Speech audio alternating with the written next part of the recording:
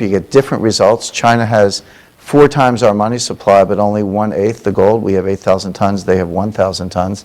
So you dilute the gold pool when you bring them in. What the point is, depending on how you pick those variables, money supply, backing, and membership, you get very different results for the implied price of gold, and they're all in the book. The low end of the range, $3,000 an ounce. At the high end of the range, if you take M2 with ECB, China, and the United States with 100% backing, which I don't recommend, but if you do that, it comes to $44,000 an ounce. So my estimate is $7,000 an ounce. I see that. To me, that's not some wild guess to get a headline or whatever. It's 8th grade math. Just look at the amount of paper money and the amount of gold and make some reasonable assumptions, and that's what you get to. My fourth solution, I'll finish up in 1 minute, promise, is not a solution. My fourth scenario is chaos.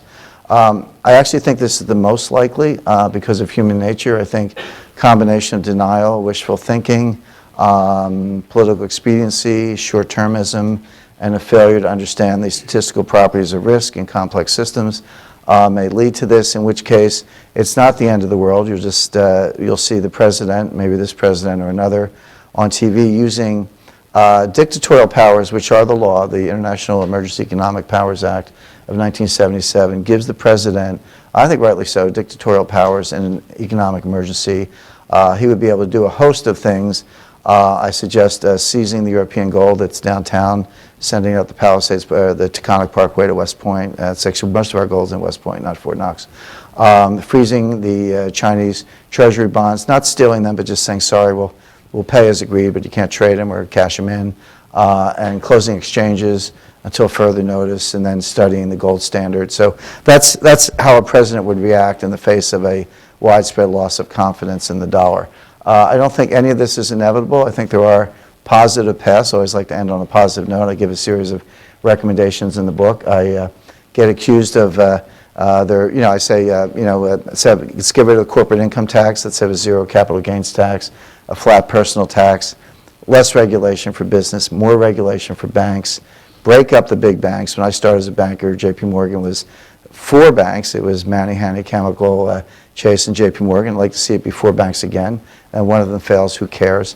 And ban derivatives. I realize I went through that list quickly, but they're good. I come at that not from an ideological or political perspective, but from a scientific perspective.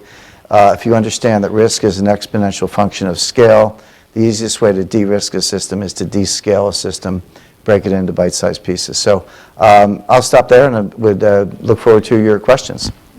Thank you. Well, I think very frightening but fascinating, and I'd like to open the floor to questions, and I just ask that you wait until Julia comes to you, and please identify yourself.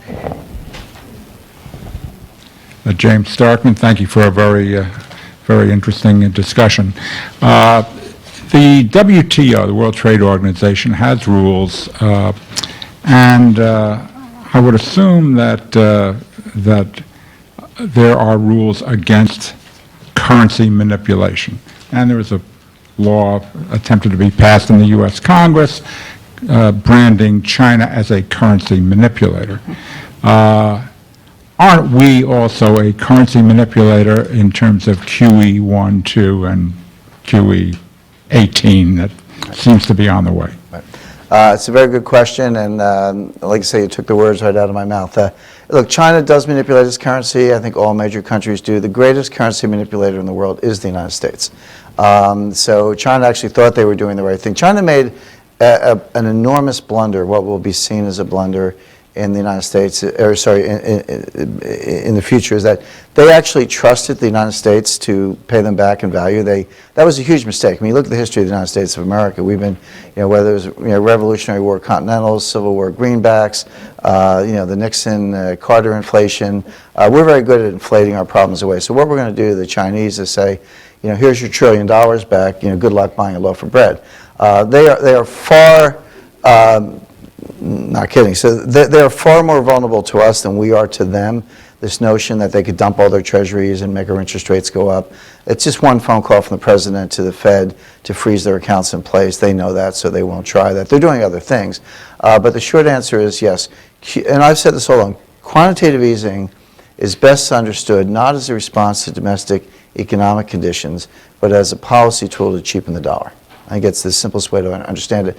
So what I tell clients and investors is if you want to know when QE3 is coming, watch the cross rates. Watch the U.S. Euro cross rate and the U.S. dollar Chinese currency cross rate. If you see a strong dollar, which is not what the Fed wants, that's the green light for QE3. If the dollar weakens on its own, you might not see more quantitative easing because the Fed's getting what they want. But actually, it's sort of a crazy thing where the Fed wants a weak dollar, but they're not getting it.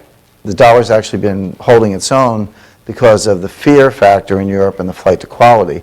So that just means more printing. So I understand quantitative easing as a way to cheapen the dollar when you're at the zero bound. And there's a lot of Lars Svensson, who's the deputy governor of the Central Bank of Sweden, former colleague of Chairman Bernanke at Princeton, has written a paper on this. It's cited in my book. But there's actually very good academic literature on this. It's not just speculation. Anne? Yes, ma'am. Oh, yes. Yes, Ann Phillips is my name. A short comment and a question.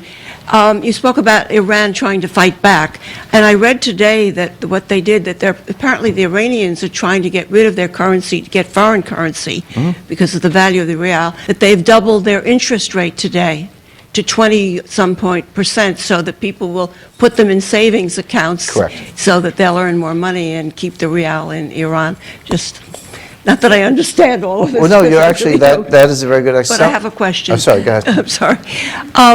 The libertarian, Paul, what's his name? Ron Paul. Ron Right. Paul, thank you, is advocating abolishing the Fed, going on a gold standard, and stop printing of money. I'm curious, because I don't really understand this terribly well, what you feel the impact of that action would be. But I didn't mean to interrupt you about your... Well, actually, your first point is well taken. Somewhere in Tehran, there's an Iranian, Paul Volcker, who kind of gets it. But no, you're exactly right. When there's a flight out of Iranian reals and out of the Iranian banking system into the black market, one way to get that money back into the banking system is raise interest rates. And again, very similar to what Paul Volcker did. So it's a good policy response, but it's also proof of what I'm describing, that this has had a very potentially inflationary and destabilizing impact on the Iranian regime. On your second point about Ron Paul, by the way, a few weeks ago, Ron Paul gave an interview to Time Magazine, and the reporter asked him a number of questions. And the last question was, Congressman Paul, what are you reading on the campaign trail? And he said, Currency Wars by Jim Rickards. So it was a very, very, very kind endorsement from Congressman Paul. But no, I don't. I think a lot of people bang the table about a gold standard, and then you say, well, what do you mean by that? And they actually don't have a good answer. The truth is there is no one single gold standard. It's a catch-all for a lot of different things. Now, that could be as simple as, not simple, but it could actually be walking around with gold coins. I don't recommend that. I think that's extremely unlikely.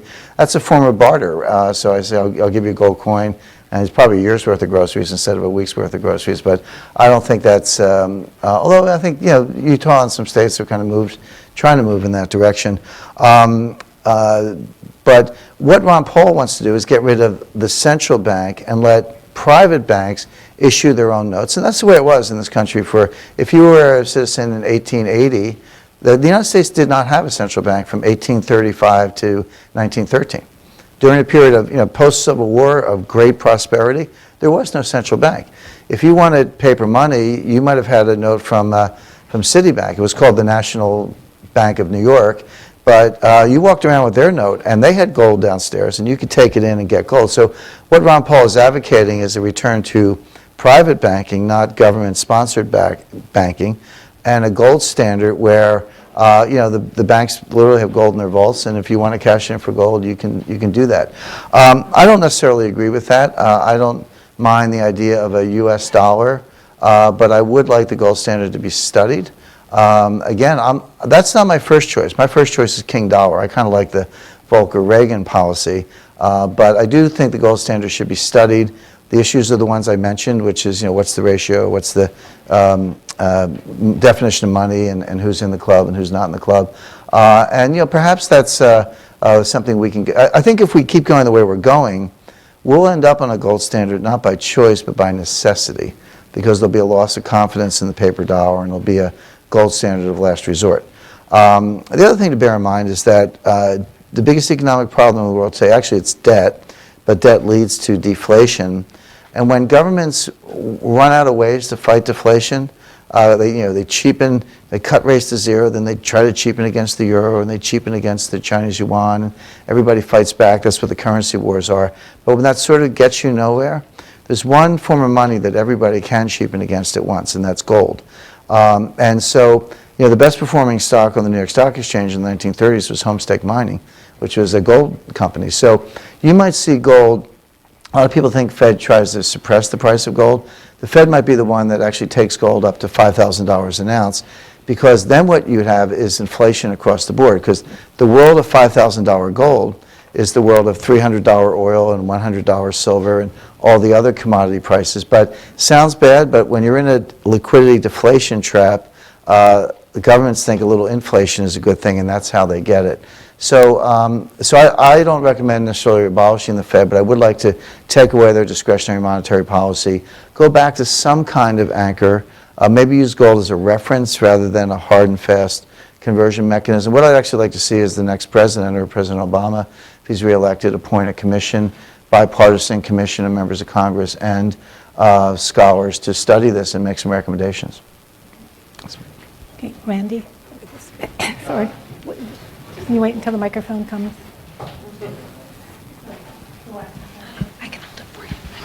I'm Randy Smith from Capitol Counsel. Your statement that the Fed and the Treasury are interested in a lower dollar what would you take the context of the expanded swap line that the Fed has opened up with the ECB in the midst of their travails right now, giving them access to as much as $600 billion worth of dollars? Right. I think that's having to be a lawyer in addition to an economist, and I say that would be Exhibit A for my point in the following sense. I've been saying since last summer that the euro is strong and getting stronger, and that has been, I think I was a party of one on that. I like to say that everyone's on one side of the boat and I'm on the other side, and again, the boat's tipping like this. Little by little, people have been coming over to my side of the boat, but hedge funds have lost a lot of money shorting the euro. If I had taken it back to January 2011, and said, okay, I'm going to give you a year's worth of headlines. Euro falling apart. Greece will be kicked out of the euro. They printed up the drachma. They're sitting in a warehouse near Piraeus. They're ready to come back. All this. And said, where do you think the euro will be in January 2012? I think a lot of people would have said $1.20, maybe parity. In fact, it's right where it was. It's about $1.30. There's been some volatility between kind of 125 and 140, but it's pretty much right where it was. And there's a reason for that, because if the United States wants to cheapen its currency, and China at least wants to keep a lid on its currency, even if it can't cheapen, the problem with currency wars, somebody has to get stronger. You can't all cheapen at once. And if the U.S. is cheapening and China's holding its own, the euro must get stronger or maintain its strength, which is what the U.S. wants. So therefore, when the euro was in the greatest jeopardy a few months ago, the purpose of the swap lines was to prop up the euro, to keep Europe from imploding. Europe came very close to a complete financial collapse a few months ago. We stopped that, but part of the motivation, apart from contagion, was to maintain a strong euro, and therefore a weak dollar. But isn't the market for the yuan, the forex market for the yuan, is too thin, and the Chinese, like the Japanese, have a obsession in retaining control over the cross rates for their currency? Correct. So isn't it fair to say that the currency union that's really working is the U.S.-China currency union? No, I disagree with that. I think that the U.S.-China currency union is actually pretty dysfunctional right now. You're right. China has a closed capital account. They maintain very strict control of the relationship with the dollar. But as I described, the Fed made them cry uncle. The Fed forced them to revalue the yuan upward by printing so many dollars that inflation began to break out in China. I think the Chinese will now repeg, and that'll be round 2 or round 3. But by the way, the Chinese, you're right, they don't want an open capital account. The pool of investable assets in yuan is very thin. And that's the difference, I'm sure you know, between a trade